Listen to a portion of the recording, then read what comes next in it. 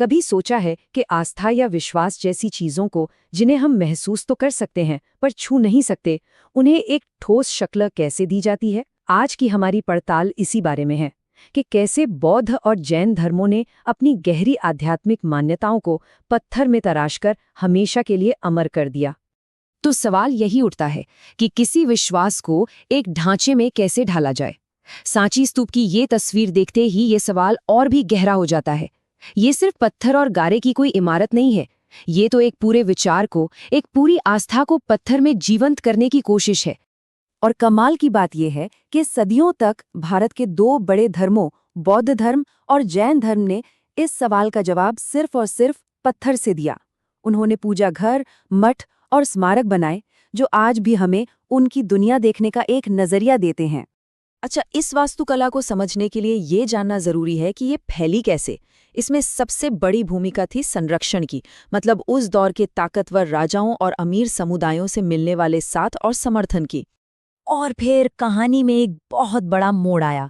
3री सदी ईसा पूर्व में सम्राट अशोक ने बौद्ध धर्म अपना लिया। देखिए, ये सिर्फ उनके निजी विश्वास का बदलाव नहीं था। अशोक ने बौद्ध धर्म को राजकीय धर्म बनाया और इसे दूर दूर तक फैलाने के लिए शानदार स्मारक और स्तंभ बनवाए।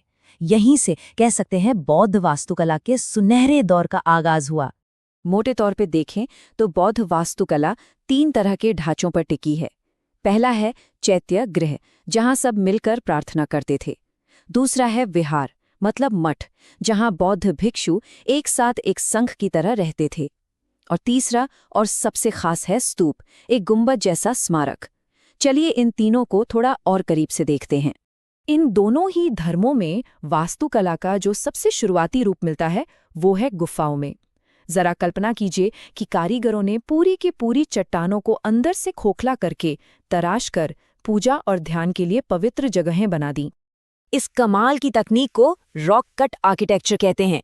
इसमें ईंट या पत्थर जोड़कर कुछ बनाया नहीं जाता, बल्कि एक ही विशाल चट्टान को काटकर एक पूरी इमारत बना दी जाती है। सोचिए, इसमें कितनी मेहनत और कितना हुनर लगता होगा। ये देखिए बौद्ध रॉक कट वास्तुकला का एक बेहतरीन नमूना। ये अजंता की गुफाओं का एक चैत्य गृह है। देखिए तो सही, कैसे एक ही चट्टान को काटकर इतना बड़ा हॉल, इतने सारे खंभे और छत बना दी गई है।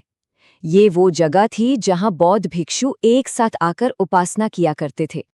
अब यहाँ एक बहुत ही दिलचस्प बात सामने आती है। बौद्ध और जैन विहारों की बनावट उनकी विचारधारा को साफ साफ दिखाती है। बौद्ध विहार संघ यानी समुदाय पर जोर देते थे, तो उनके मठों में एक बड़े हॉल के चारों ओर भिक्षुओं के कमरे होते थे। वहीं दूसरी तरफ जैन विहार व्यक्तिगत तपस्या पर ज्यादा ध्यान देते थे। उनकी कोठरियां छोटी और एकदम सादी होती थीं, और दरवाजे इतने संकरे कि अंदर जाने के लिए सिर झुकाना ही पड़ता था। ये विनम्रता और सादगी का प्रतीक था। चलिए अब बौद्ध वास्तुकला की सबसे जानी पहचानी निशानी की तरफ चलते हैं, स्तूप। स्तूप असल में एक स्मारक है, एक आधा गोलाकार टीला जिसके अंदर बुद्ध या किसी बड़े बौद्ध संत के अवशेष रखे जाते थे, या फिर इसे किसी खास घटना की याद में बनाया जाता था। एक स्तूप की बनावट में हर चीज का अपना मतलब है। सबसे नीचे एक चौकोर चबूतरा होता है जिसे मेधी कहते हैं। इसके चारों तरफ एक बाड़ या दीवार होती है जिसे वेदिका कहा जाता है। इन दोनों के बीच परिक्रमा करने का रास्ता प्रदक्षिणा पथ कहलाता है। गुंबद के ठीक ऊपर एक चौकोर कटघरा होता है, वो है हर्मिका। और सबसे आकर्षक होते हैं तोरण। ये वो सजे धजे दरवाजे हैं जिन पर बुद्ध के जीवन से जुड़ी कहानियां उकेरी जाती थीं। और ये रहा सांची का महान स्तूप, जो इसका सबसे शानदार उदाहरण है। अब जब हम इसकी बनावट के बारे में जान गए हैं, तो इसके हिस्सों को पहचानना कितना आसान है। वो देखिए, नीचे का गोलाकार रास्ता प्रदक्षिणा पथ है, और सामने वो जो खूबसूरत दरवाजा है वो तोरण है। ये वास्तुकला की एक जीती जागती किताब की तरह है। वैसे एक बात और ध्यान रखने वाली है कि स्तूप सिर्फ बौद्धों ने ही नहीं बनाए। जैन धर्म में भी स्तूप बनाने की परंपरा थी।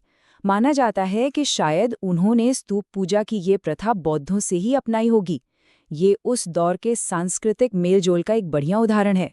तो गुफाओं को तराशने से आगे बढ़कर अब हम उन इमारतों की बात करते हैं जो जमीन से ऊपर आसमान की तरफ बनाई गईं।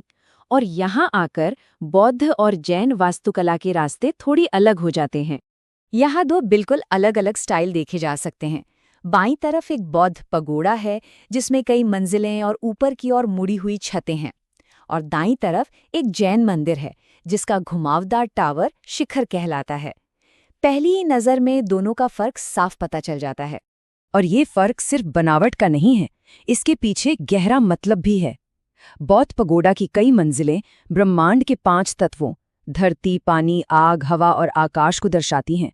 वहीं जैन मंदिर का शिखर या विमान बाहर से ये बताता है कि ठीक इसके नीचे गर्भगृह में मुख्य मूर्ति स्थापित है। जैन मंदिरों की एक और बड़ी पहचान है जगती का इस्तेमाल। ये ऊंचे ऊंचे प्लेटफॉर्म होते थे जिन पर मंदिर बनाए जाते थे।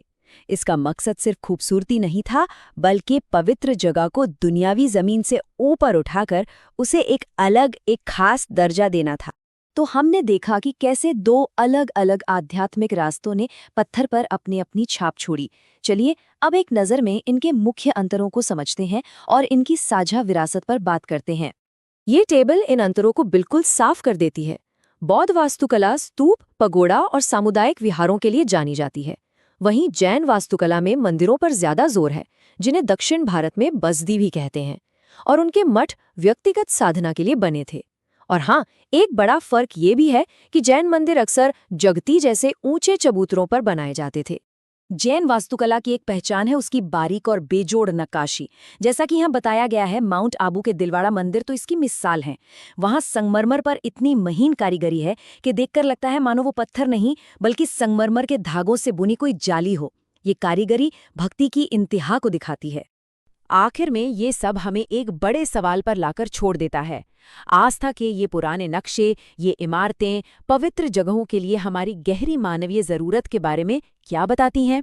ये ढांचे आज भी खड़े हैं। ये सिर्फ बनाने वालों के हुनर का सबूत नहीं, बल्कि इंसान की उस गहरी इच्छा का भी प्रमाण है जो हमेशा से अपने विश्वास को एक ठोस रूप देना चाहती है।